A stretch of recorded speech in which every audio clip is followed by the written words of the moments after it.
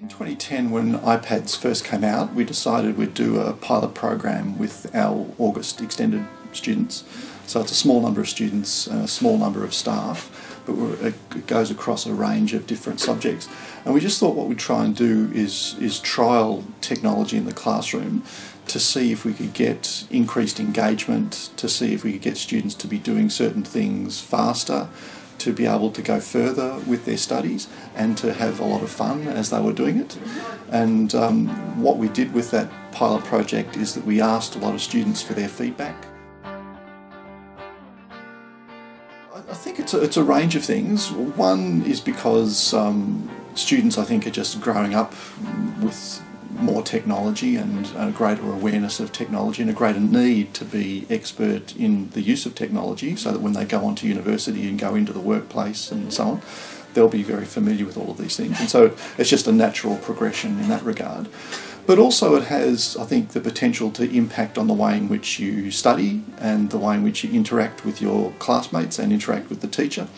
So one of the things that we like about technology, mobile technology like the iPad, is that it can potentially take away from just the teacher-centred focus. Mobile technology allows the opportunity for students to pursue their own interests, so you can get on the net, you can do some research, and you can bring back that research to share with your classmates, and they'll go off and do research on something else and they'll come back and share it with you.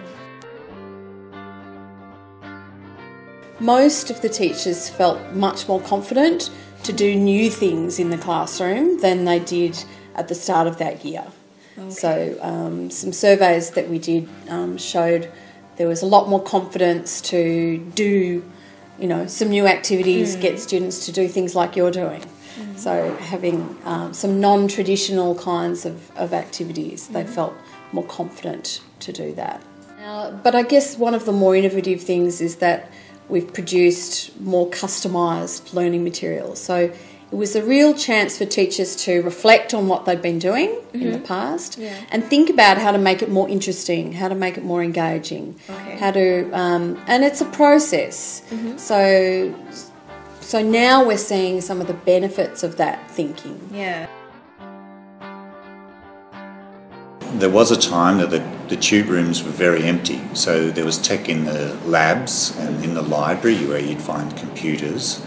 And then the teachers, when they came to classrooms, had a whiteboard and their imaginations. There wasn't much else.